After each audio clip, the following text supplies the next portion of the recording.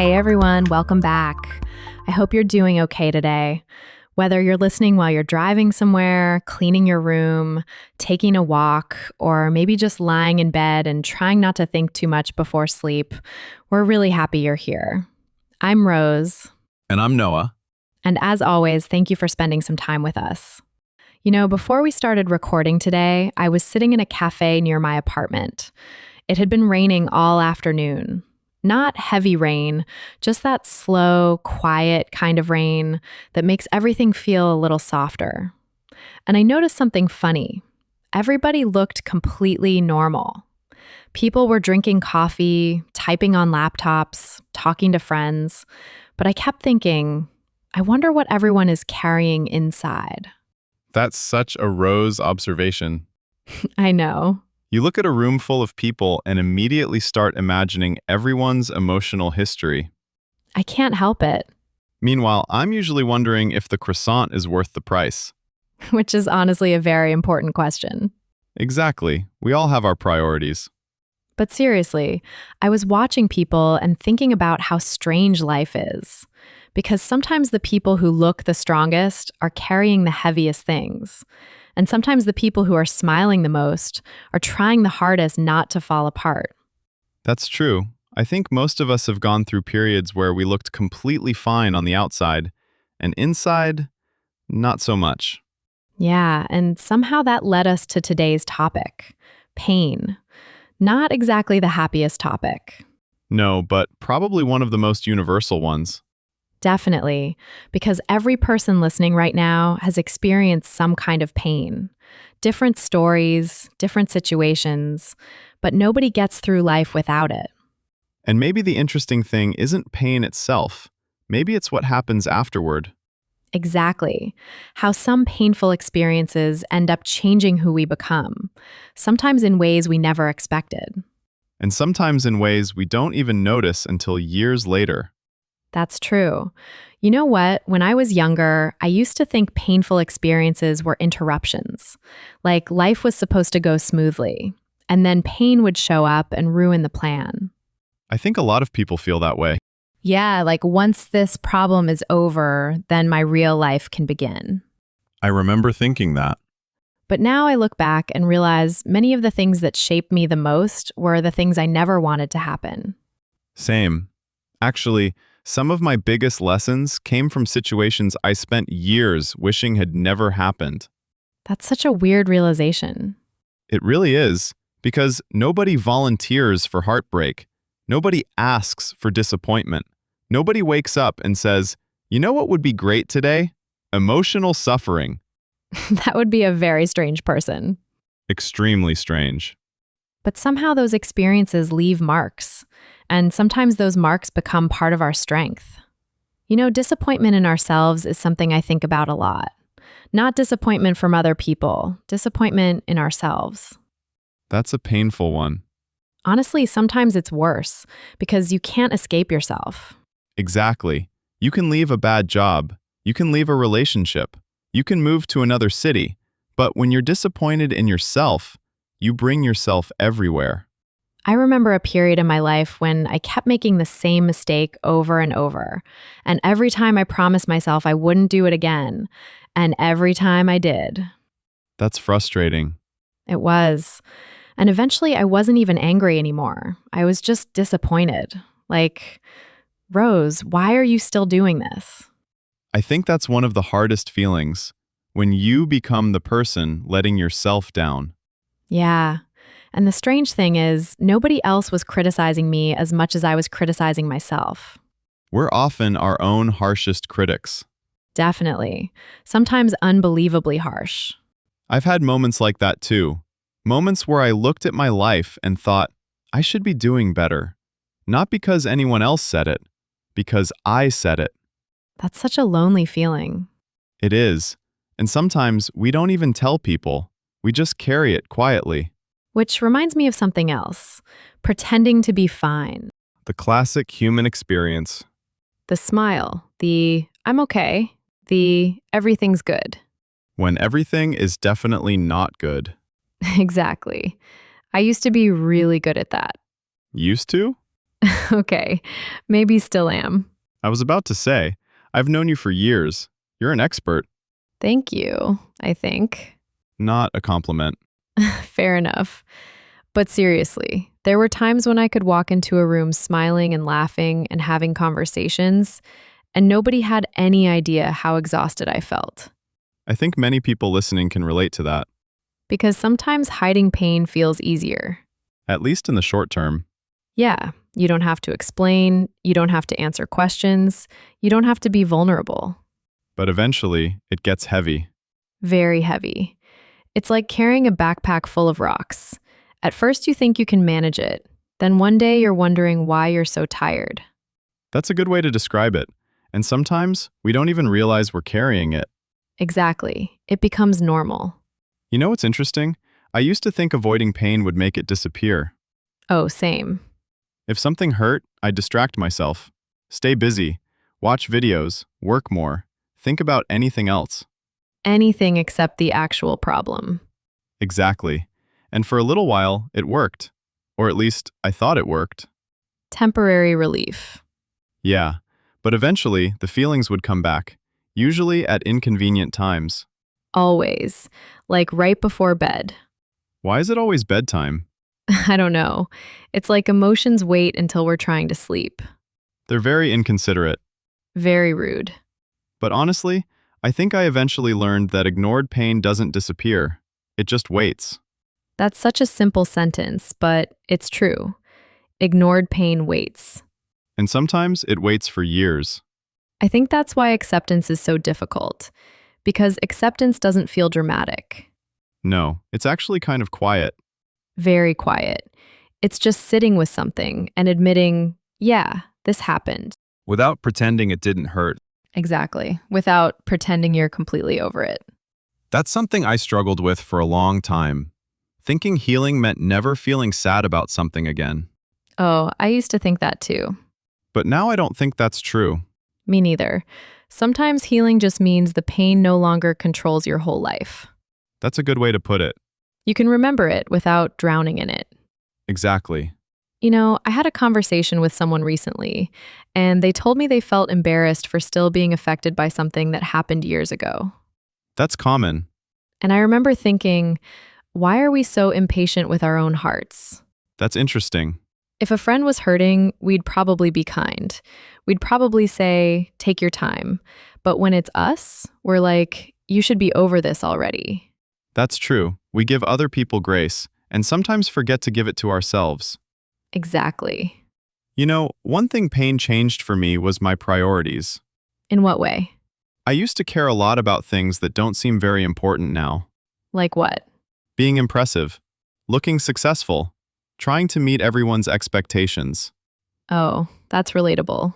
After going through some difficult periods, I started realizing how little those things mattered.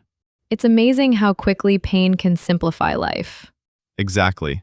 Suddenly you're not worried about looking impressive. You're worried about feeling okay. And having people around you who genuinely care. Yes, the list gets much shorter. I noticed that too. After some difficult seasons, I stopped chasing certain things. Not because I became less ambitious, just because I became more honest about what actually matters. That's a big difference. Yeah, I still have goals, but I don't want them at the cost of my peace. I think pain teaches that lesson. Usually the hard way. Usually. You know what's funny? Some of the strongest people I know don't think they're strong. That's true. They'll say things like, I'm barely holding it together. And meanwhile, they've survived things that would have crushed other people. I think strength often looks different from what we imagine. How so? We imagine strength as confidence, certainty, having everything figured out. Yeah, But sometimes strength is just getting up and continuing, even while struggling. especially while struggling. That's beautiful. And honestly, many people don't realize how strong they've become because the growth happens slowly. Like watching a tree grow. Exactly. You don't notice it every day. Then years later you realize it's completely different. I love that. Pain works like that sometimes. It changes you quietly. You know, there's a difference between being broken and being transformed. That's a really interesting idea. because when we're in pain, it often feels like we're breaking. Definitely. But looking back, some experiences didn't break me. They changed me. I agree. Though, to be fair, when you're in the middle of it, transformation is not the word that comes to mind. Not at all. The word is usually something less polite. Much less polite. Much less. But hindsight is strange. You start seeing meaning where you once saw only suffering. Not always, but sometimes. Yeah, not every painful thing has a clear lesson. I'm glad you said that, because I don't like when people try to force meaning onto every difficult experience. Same. Sometimes things are just painful. Exactly. Sometimes the lesson comes years later. Sometimes it never arrives in a neat little package. Life isn't that organized. Definitely not. But I do think difficult experiences can reveal parts of ourselves we didn't know existed. I agree. I discovered patience because I had no choice. That's very different from choosing patience. Exactly. I didn't wake up wanting to become patient. Life basically said, "Congratulations, you're learning patience now." Whether you like it or not. Exactly. I think resilience happens like that too. Yeah, nobody applies for resilience. Nobody. It's usually given to you through situations you never wanted. And then one day someone says, "You're resilient." And you're like, "I didn't have another option." That's so true. Let's talk about healing for a second, because I think people imagine healing as one big moment. Like a movie scene. Exactly. Some dramatic realization, some breakthrough, some perfect ending. But real healing is usually much smaller. Much smaller. It's random moments. Like laughing again. Yes. Or realizing you went a whole day without thinking about something painful. Or hearing a song that used to hurt and noticing it doesn't hurt quite as much anymore. That's such a specific one. Because it's happened to me. Me too.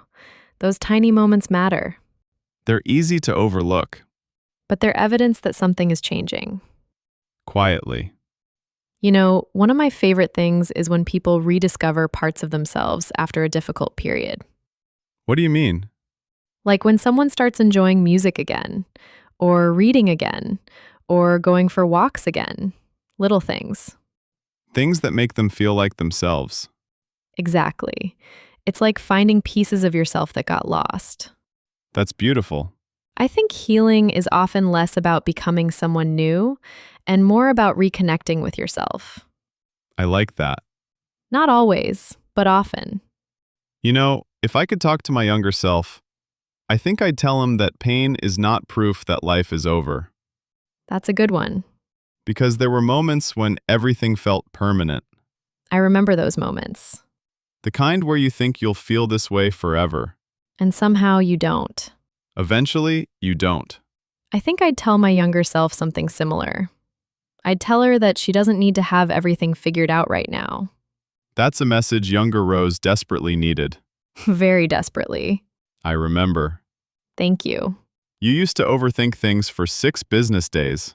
Still do. Fair point. But I think I'd tell her that making mistakes doesn't make her a failure. That's an important distinction. Because I spent so much time confusing the two. A lot of people do. And honestly, some mistakes still make me cringe. Oh, same. I randomly remember things from 10 years ago and immediately want to disappear. Exactly. You're just sitting peacefully and suddenly your brain says, "Remember this embarrassing thing?" Every single night. Our brains are so supportive.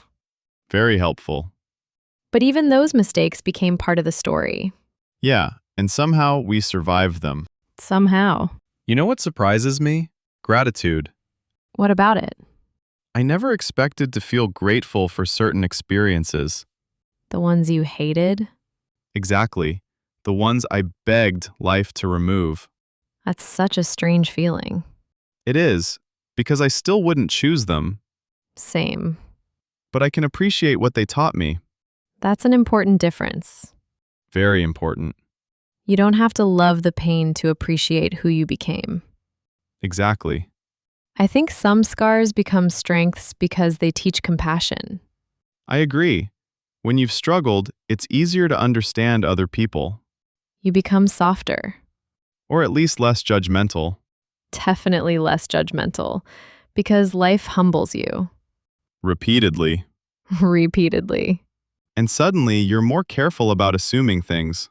Because you realize everybody is fighting battles you can't see. Exactly. I think that's one of the most valuable things pain gave me: empathy. Same. Not perfect empathy, just a deeper understanding that people are carrying invisible things. And sometimes, a little kindness matters more than we realize. Absolutely. As we're talking about all this, I keep thinking about hope. Me too. Not dramatic hope, just quiet hope. The kind that sits beside you. Exactly. The kind that says, maybe tomorrow won't feel exactly like today. I love that. Because when people are hurting, huge promises don't usually help. No, they often feel impossible. But small hope? That can feel reachable. Yeah, just enough light to keep moving forward. Exactly.